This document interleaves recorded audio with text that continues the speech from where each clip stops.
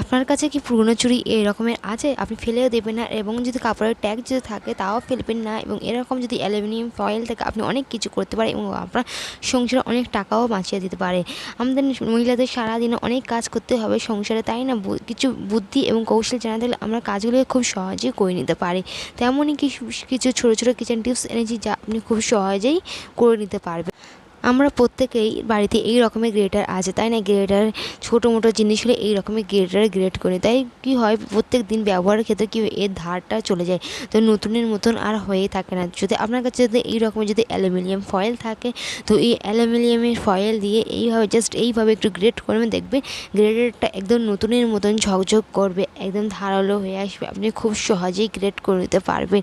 তো গ্রেটারের এই অ্যালুমিনিয়াম ফয়েলের মধ্যে বেশ খানিকটা গুণ আছে যা আমাদের ছুরি শান এসব বটি শান দিতে খুব ভালোভাবে সাহায্য করে। তো এরকম যদি ফয়েল পেপার থাকে তো আপনি খুব সহজে আপনার বাড়িতেই গ্রেটারগুলোকে আবারও নতুনের মতন চকচক করে নিতে পারবেন। তো দেখুন এখানটা একদম নতুনের মতন হয়ে এলো জাস্ট শুধুমাত্র এই ফয়েল পেপারের সাহায্যে। এখানে নিচে অনেক গ্রেটার পড়েছে। তো নেক্সট হচ্ছে এই রকমের যে পুরোনো চুড়ি থাকে না, মেটালের চুড়ি বা সিটি গোল্ডের চুড়ি, তো কি হয় এই রকম চুড়িগুলো আমরা খারাপ হয়ে গেলে আমরা ফেলে দিই, ফেলে না দিয়ে আপনি ছোটো মোটো কাজকে অর্গানাইজ করে রাখতে পারে। তো দেখুন আমাদের বাড়িতে এরকম সেফটি পিন থাকে, তাই না? সেফটি পিনগুলো ছড়িয়ে ছিটিয়ে থাকে, তো অনেকজন ছড়িয়ে ছিটিয়ে না রাখার জন্য একটার সঙ্গে একটা রেখে দেয়। তো এতে করে কি হয় না, তো যখন একটা লাগে তো পুরো আবারও সেফটি পিনগুলো একদম ছড়িয়ে ছিটিয়ে যায়। তো আপনি যদি এইভাবে যদি একটা চুড়ির মধ্যে যদি সেফটি পিনগুলোকে অর্গানাইজ করে রাখেন তো আপনার কোনো দিন আবার ছড়িয়ে ছিটিয়ে থাকবে না। তো দেখুন এখানটা আমি সবগুলো সেফটি পিন এইভাবে দিয়ে দেবো। আর অনেক বেশিরভাগ তো আগে সেফটি পিনের মধ্যে সেফটি পিন অর্গানাইজ করতে এইটা আমরা জানি, আবার একটা যদি সেফটি পিন নিতে যাই যে কী হয় একদমই ছড়িয়ে ছিটিয়ে ওইটাকে আবার পরিষ্কার করতে আবার অনেকটা সময় লাগে। আপনি যদি এইভাবে করে নেন দেখুন কতটা সুন্দর, আপনার যেই করা প্রয়োজন আপনি খুব সহজে বার করে নিতে আর ছড়িয়ে ছিটিয়ে যাবে না। তো নেক্সট হচ্ছে এই ধরনের মুগ ডাল তো আমরা প্রত্যেকের বাড়িতে আছে, তাই না? রান্নাও করে খেতে বেশ ভালো লাগে। তো আজকে এমন একটি রেসিপি শেয়ার করব এই মুগ ডালের যা আপনি বারবার তৈরি করবেন এবং আপনার সবাই আপনার প্রশংসাও করবে এবং আমলতে চেটেপুটেই খাবে। তো আমরা প্রত্যেকেরই জানি মুগ ডাল রান্না করার আগে বেশ একটু ভেজে নিতে হয়। তো আমি এখানে কড়াইতে মুগ ডালটা দিয়ে একটু ভেজে নেব।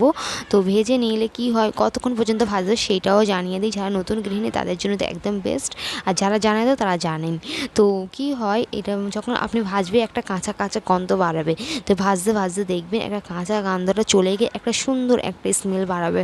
তো তখন এইটাকে বার করে নিতে হবে। খেয়াল রাখবে এটা আমাদেরকে ভাজতে হবে, পোড়াতে না। তো সেই বুঝে আপনি ব্যবহার করবেন।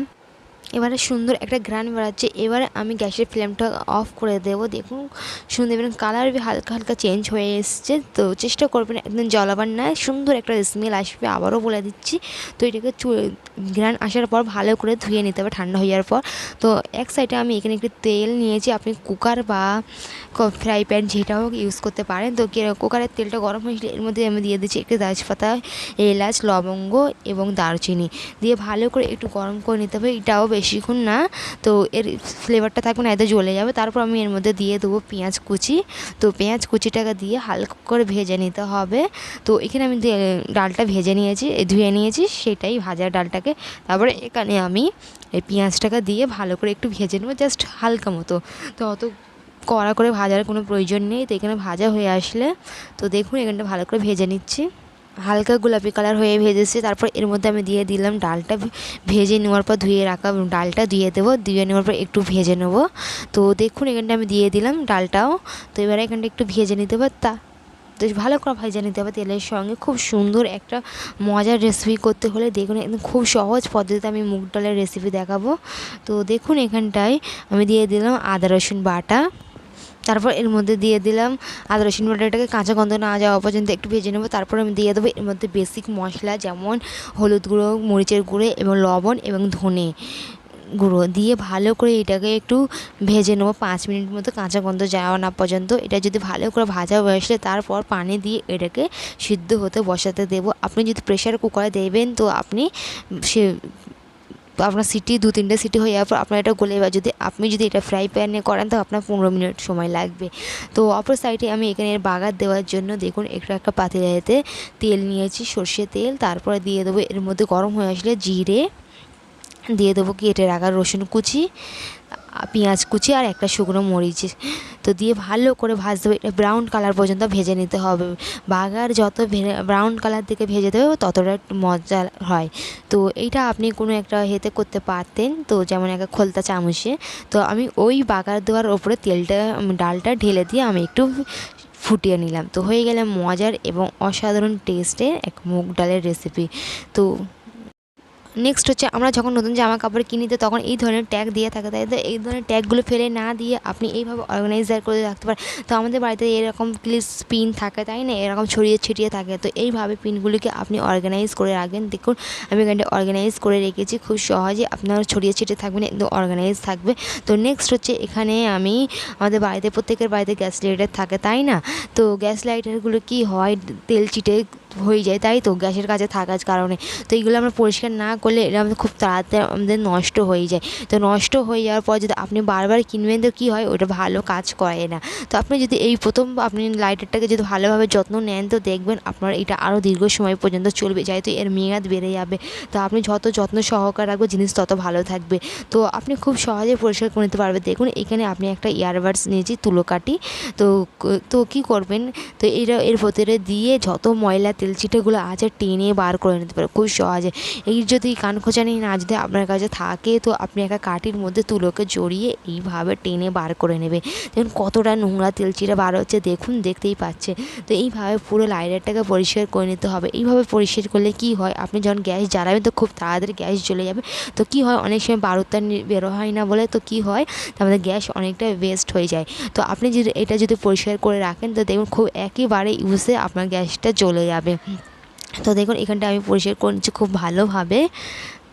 তারপর এখানটা দেখতেই পাচ্ছেন নোংরাগুলো কতটা বার হয়েছে, তবে এর উপরের অংশটাও ময়লা তেল যেটা থাকে। তো আপনি ভিজে কাপড় দিয়ে তো পরিষ্কার করতে পারবেন না, যেহেতু এইটা লাইটার। তো আপনার কাছে যদি এই রকমের যদি পারফিউম থাকে তো পারফিউমের সাহায্যে খুব সহজেই পরিষ্কার করে নিতে পারবে। তো পারফিউমের মধ্যে যেহেতু অ্যালকোহল থাকে আর যত তেল ছিটে ময়লাগুলো সব টেনে বার করে, তারপরে এই রকমের আপনি তুলোর সাহায্যে বা এরকম সুতার সাহায্যে খুব সহজেই পরিষ্কার করে নিতে পারেন টিস্যু পেপারের সাহায্যে। তো উপর নিচে ভালো করে পরিষ্কার করে দেবেন, দেখবেন খুব সহজে আপনার পরিষ্কার হয়ে যাবে। তো এই লাইটারগুলোর যত্ন নেওয়া খুবই প্রয়োজন। তো অনেকে আছে লাইটারের যত্ন নিতে চায় না, তো এতে করে কি হয়, আমাদের গ্যাসের খরচটাও বাড়ে। যেমন আপনি গ্যাস জ্বালাতে যাবেন দেখবেন গ্যাস জ্বলতে চায় না, আমাদের এই সাইডে গ্যাস বার হয়ে যায়। তো এছাড়া এই লাইটারও খুব তাড়াতাড়ি নষ্ট হয়ে যায়, আবারও কিনতে হবে, আবার খরচা তো খরচাই। তারপরে এইভাবে যদি একটু সামান্য একটু সময় নিয়ে যদি একটু করেন তো আপনার দেখবেন দীর্ঘ সময় মেয়াদ ভালোভাবে চলবে। তো এখানে আমার এটা খুব সহজে পরিষ্কার হয়ে গেল। আর এখানে কান খোঁচানিটা দেখুন কতটা ময়লা। তো নেক্সট হচ্ছে, আমি এই রকমের নেল পলিশের সাহায্যে আপনি কিভাবে আপনার কারেন্টের বিল আপনি কম করবেন সেইটাই আজকে আমি শেয়ার করব। তো আপনি ইলেকট্রিসিটি বিল খুব সহজেই কম করে নিতে পারবে এই রকমের একে। দেখুন আমাদের বাড়িতে প্রত্যেকের বাড়িতে এই রকমের সুইচ বোর্ড থাকে এবং এই সুইচ বোর্ডের মধ্যে প্রচুর সুইচ থাকে। তো কি হয়, অনেকেই জানে না যে কোনটা কিসের সুইচ না সুইচ, তো ভুলবশত ফ্যান লাইট সব জায়গায় জ্বালিয়ে দেয়। তো এতে করে কি হয়, আমাদের বিলটাও উঠে যায় বেশি। তো আপনি এই টিপসটি যদি ফলো করেন তো দেখবেন আপনার একটু হলে আপনার ইলেকট্রিসিটি বিল কমবে, শুধুমাত্র এখানে নেল পলিশের সাহায্যে। কীভাবে সেটাই শেয়ার করব। তো অনেকে বাচ্চা আছে তারা হাত যায় না, তো এটা সেটা হাত দিয়ে অন্য সুইচে চালিয়ে বারবার সবগুলো সুইচ মারিয়ে দেখেন কোনটা ফ্যানের সুইচ কোনটা লাইটের সুইচ। তো আপনি খুব সহজেই এটা করে নিতে পারবেন। দেখুন যেটা ফ্যানের সুইচ ওই জায়গাটায় আপনি কি করবেন, এফ লিখে দেবেন। দেখুন আমি এখানটা এফ লিখে দিচ্ছি। তা যেটা লাইটের সুইচ সেই জায়গাটা আপনি লাইট করে দেবেন। তো আমরা নিজেরা জানি এটা এই সুইচ জানি, যেটা ফ্যানের সুইচ এটা লাইটের সুইচ। বাকি অন্য মানুষ তো জানি না, তারা এসে এটা সেটা ওর সবগুলো সুইচ চালিয়ে থাকে। এতে করে কী হয়, আমাদের যত সমস্ত ইলেকট্রিক জিনিসগুলো চলতে থাকে, এতে করে হয় বিল বেড়ে যায়। আপনি যদি এইভাবে নেল পলিশ দিয়ে যদি এই টিপসটি করেন তো দেখবেন আর